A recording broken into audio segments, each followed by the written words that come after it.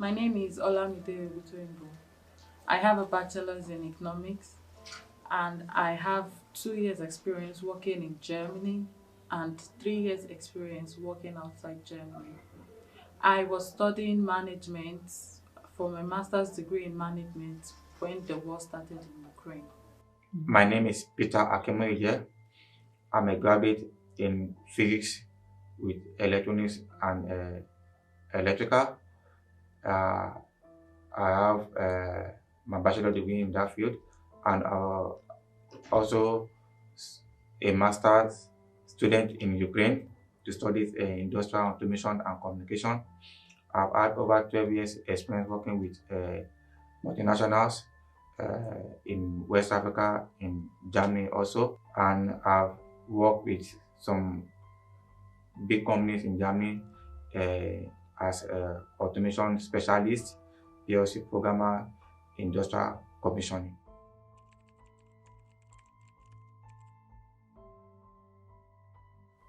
So when the war happened, I was at home and my husband with my son, and then my husband woke me up because I'm a deep sleeper. And then he woke me up and said, the war has started. I said, no, they said there's no war, that everything is fine.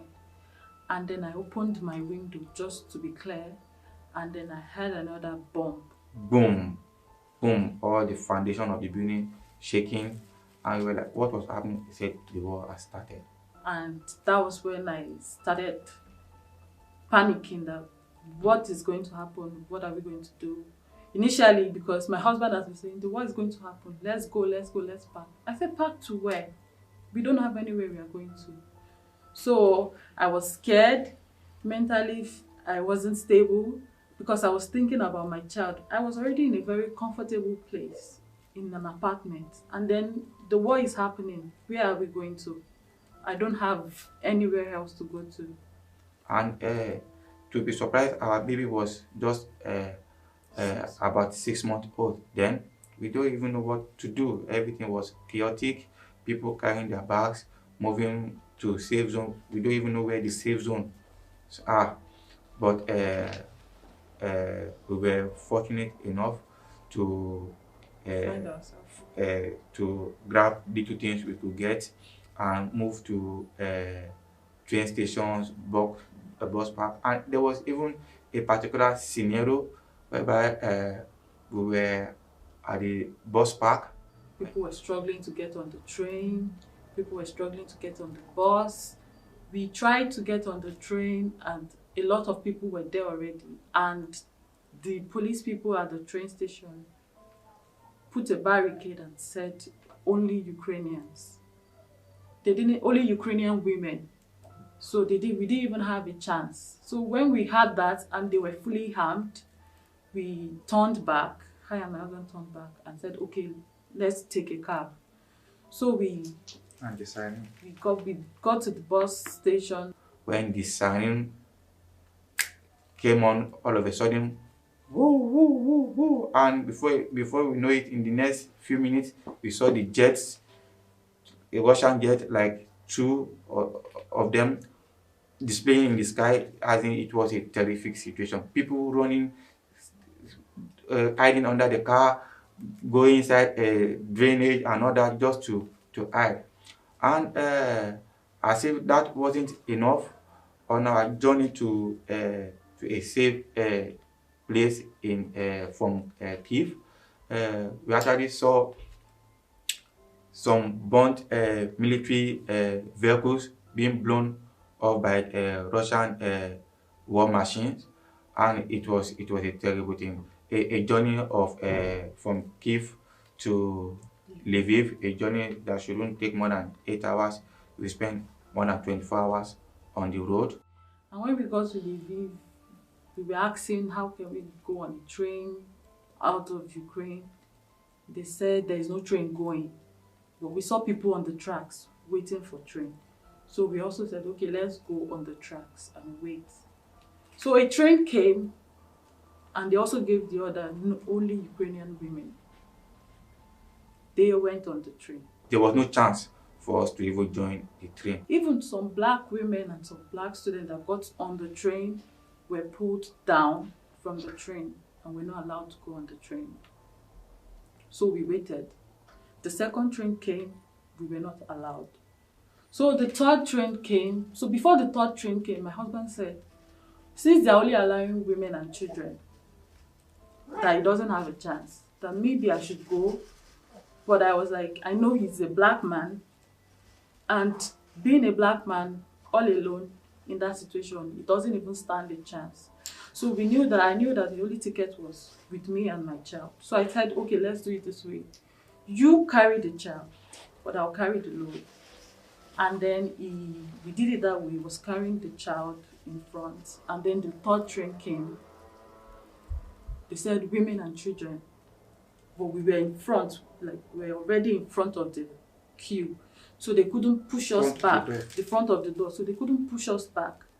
So they asked my husband to bring the baby, but he said no, that he has to go with the baby. They said, where is the wife? Me, I was at the back with the bags, so I couldn't be in front.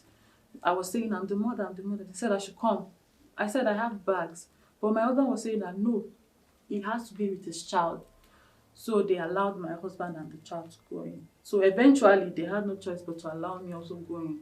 So that was how we were able to get on the train. In fact, I even left all the bags. All the bags were left. I had to leave the bags just to be on the train. We were in the train, standing on our feet with the baby in our hands, nowhere to sit, for more than 24 hours. For a journey of about 2 hours between Lviv and Poland. We were there for more than 24 hours before we eventually come into Poland. It was a terrible situation. In cold, no food, no warm clothes, no garment or duvet or sweater to really take care of us to prevent us from cold. And even the baby, it was so much suffering. But eventually, we got to Poland and they welcomed us.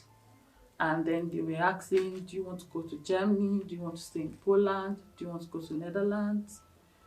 And we said Germany. And that was how we got to Germany.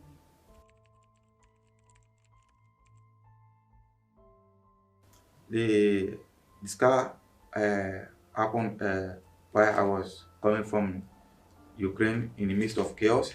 I had to hit my head on a hard surface, and because I had no access to medical care while fleeing the war from Ukraine, so it became a bump, became swollen, and the swelling was increasing day after day until it became something I was very much uncomfortable with. I can't open my head. I had to put on a cap on my head, and to my surprise, I was given a medical attention. While I was here, it was operated, and it was when the bump was removed, it went through a lab examination, and it was discovered there was a cancer in it, which need further medical treatment. And from then, the medical treatment stopped. And to my surprise, my baby that was about a year old, which also need medical treatment, was not given any medical attention, no medical, it was not assigned to any pediatrician, no insurance, despite the fact that it has a strong link to Ukraine, no medical help.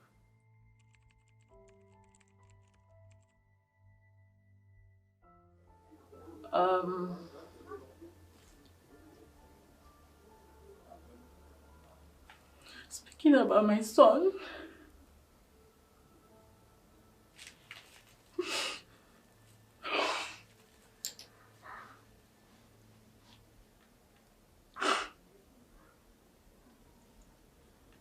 it's been hard, too difficult.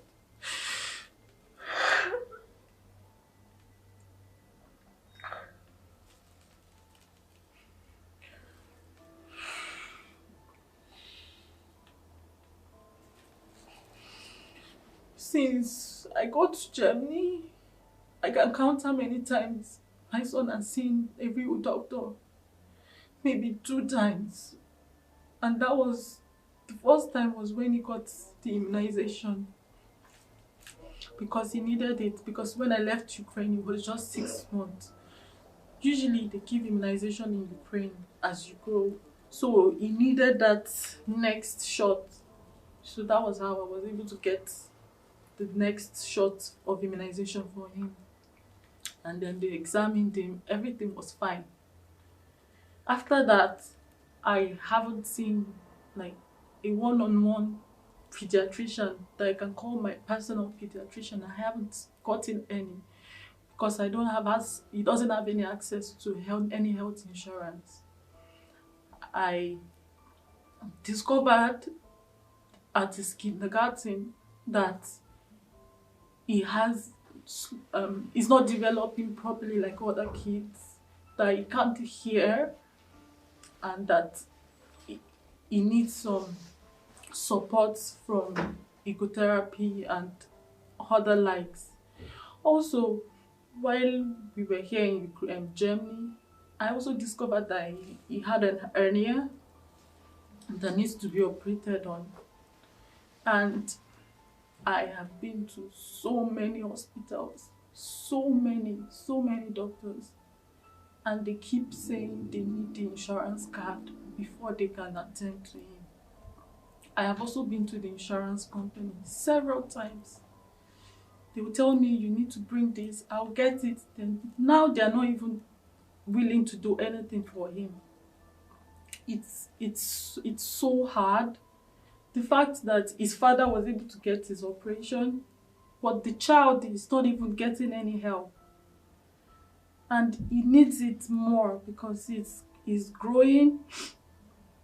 He's not able to interact well with other kids because other kids are talking and he's not talking yet because he can't hear.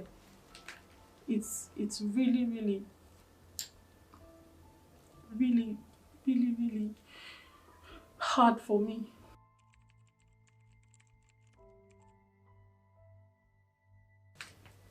For me, first, I'm angry. So angry that too angry and bottling up the emotions. He has every right that other Ukrainians are getting, but they are denying him that right just because of his skin color. When we coming from Ukraine, I could see Ukrainians coming with their dogs, coming with their cats, and I was surprised that dogs and their cats were given preference to before third nationals, like most especially people from Africa. Because when we say third nationals, we should try to expatiate further people from Indians or from people from other white skin, Pakistan. You know what I'm saying? Are treated separately from people with black skin. And getting there, I believe I could see the same thing continues to their pets and their dog were also given preference. They have clinics where they take their dogs to, they have clinics where they take their cats to. But to my surprise, my baby is a human being for crying out loud. Yeah, getting to the immigration, he was a blind eye was closed towards him. They did not even want to see if he exists or not. When they said, what about a baby? They said, go and get this.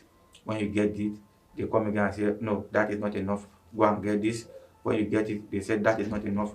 Go and get it. And to my surprise, they said, he's not born by an ethnic Ukraine. I don't know where that one is in the law, why the skin color has to be a preference to how you treat human beings.